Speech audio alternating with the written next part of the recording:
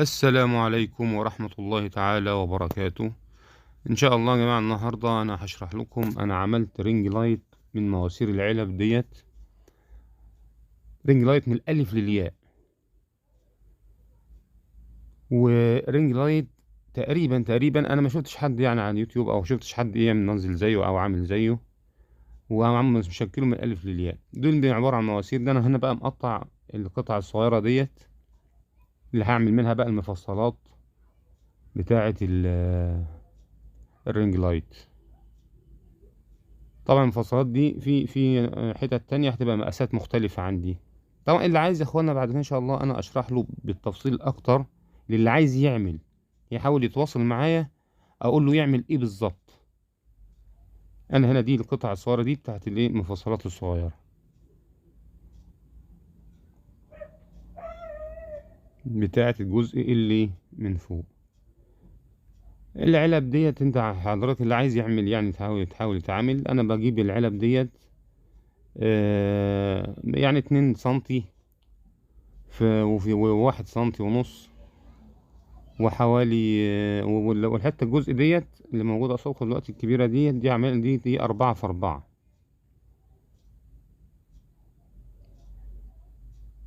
اهو. الجزء دوت 60 سنتي الطويله ديت، وانا بوريكم بقى دلوقتي يعني انا هعملها بالشكل دوت وهبتدي الحمها بعد كده. والجزء ده برضه هيتلحم فيه الحتت المفصلات الصغيره دي.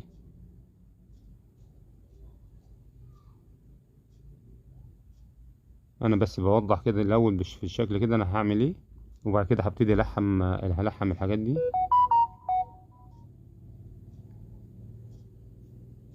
كده انا لحمت الجزء ده.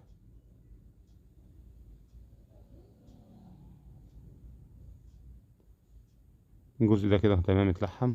الخرم ده هنا انا خرمت الخرم ده عشان هلحم عليه صامولة 10 مللي.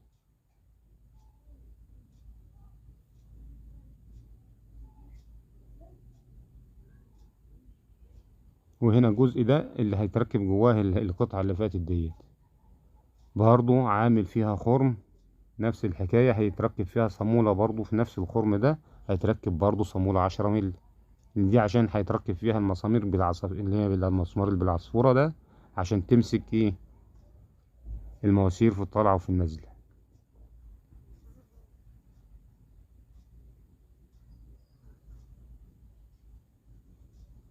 هنا انا قطعت القطع دي 1 سنتي ونص في 1 سنتي ونص اهي. 4 قطع.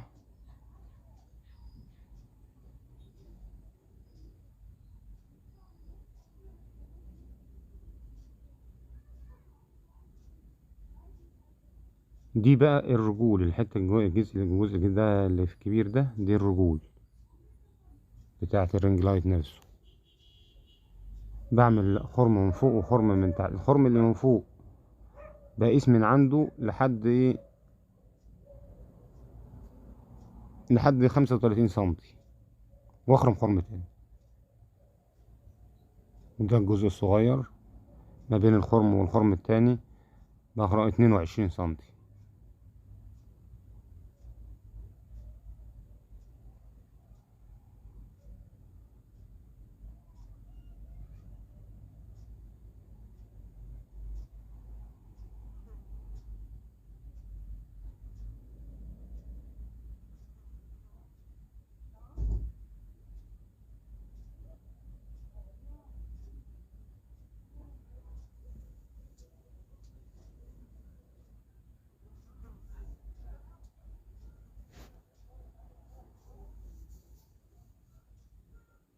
هنا بص انا لحمت اهوت الصامولة وربطت فيها مسمار على سبيل ديت اللي ايه هتمسك المسمار لما تربط عليه يمسك الصامولة. انتوا هتشوفوا ان شاء الله يا اخوانا رينج لايت تقريبا حصري مفيش حد عمل زيه يعني. هنا دلوقتي انا قطعت القطعة دي كلها وهبتدي اركبه، وان شاء الله هتشوفوا في المحصلة النهائية رينج لايت فوق الروعة وفي منتهى القوة. يعني حضرتك ممكن بعد ما تستخدمه يعني ممكن تقف عليه نفسك، ما يجرالوش حاجة، ضد الكسر ضد التلف، ما يعني ما تقلقش منه. حاجة في منتهى القوة. اه بص انا كده ببتدي انا بجمع فيه اهو، بجمع فيه.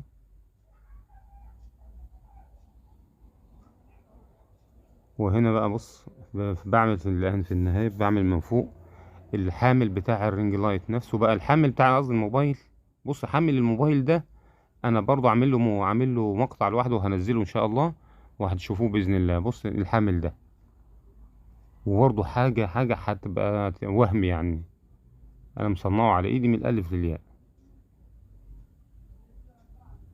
الحامل ده مختلف تماما طبعا عن الحوامل اللي هي جاهزه اللي هي بتبقى بلاستيك يعني. بص ابني هنا هوقفه عليها، بص اهي بيقف عليه اهو ولا كلمه.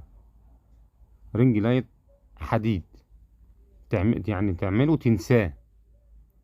لو مثلا حد غاوي تصنيع بتاعه كمان ده ممكن ياخد الفكره، واللي عايزني اساعده في اي حاجه يتواصل معايا، انا ممكن اكتب لكم رقم تليفوني.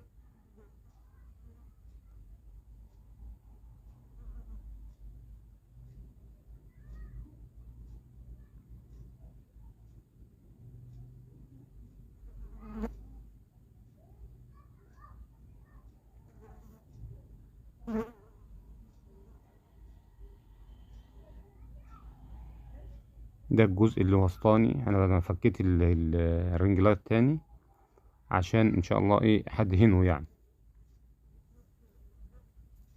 ده الجزء الوسطاني.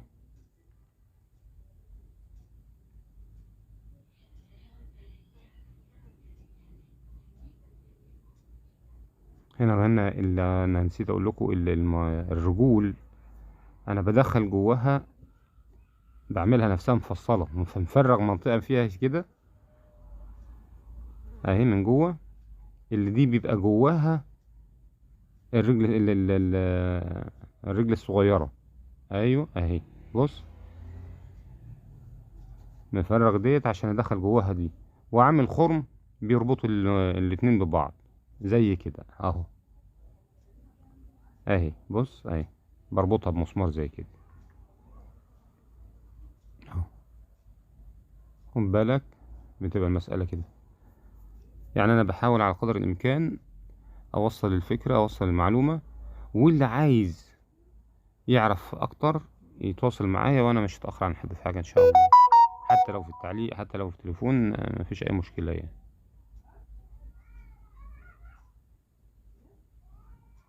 انا بقول لك ده حامل حصري تقريبا، محدش عمله برضه على اليوتيوب، انا تقريبا بس اللي عامله بالشكل ده ومنزله. حديد، حاجة ترميها في الارض، هترميها من الدور السادس تنزل زي ما هي سليمة، ضد الكسر بقولك، ضد كل حاجة. هنا بعمل بقى الجزء اللي ايه من فوق.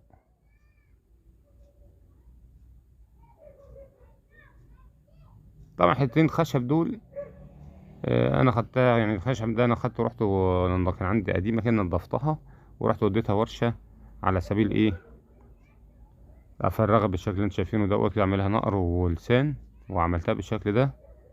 والمقاس عملته حوالي يعني كام 30 في 35 تقريبا يعني. ده الجزء بتاع الرينج لايت من فوق اللي هركب عليه بقى ان شاء الله انارة، وهركب عليه برايز، والإنارة دي هتبقى بمفتاح تطفي وتنور. والبرايز بركب عليه برايز على سبيل انت اثناء ما انت بتستخدم الرينج لايت بتركب عليه شاحن وتشحن موبايلك وهكذا. هنا اهو بقى ببتدي اركب ايه الكهرباء اللي عليه. دي بص لمبتين من فوق، باريستين حطيتهم من تحت، والمفتاح دوت اللي هو بيطفي وينور اللمض. هبتدي بعد كده اجمعهم بقى بربطهم وراك واوصل لهم السلوك بتاعتهم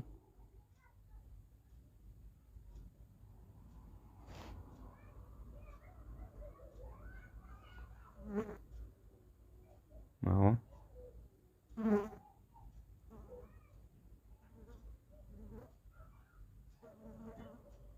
هتتفرجوا بقى على تحفة تحفة. بص انا دلوقتي كده وصلت الكهرباء بتاعته، الكهرباء كلها عاملها من ورا، السلوك بتاعته مش باينة من ورا، واهو البرايز شغالة، اللمط شغالة.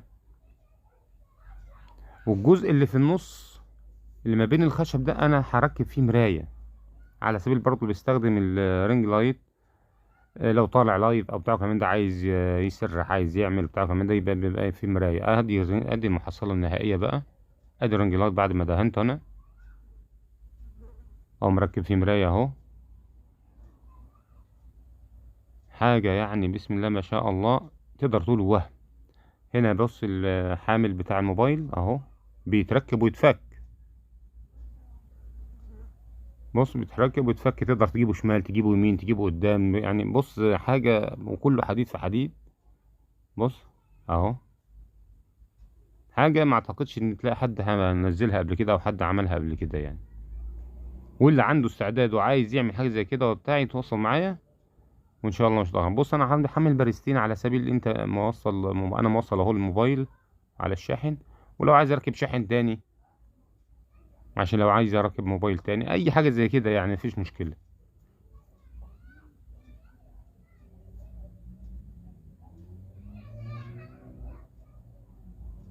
حاجة جميلة جدا جدا جدا فوق الوصف.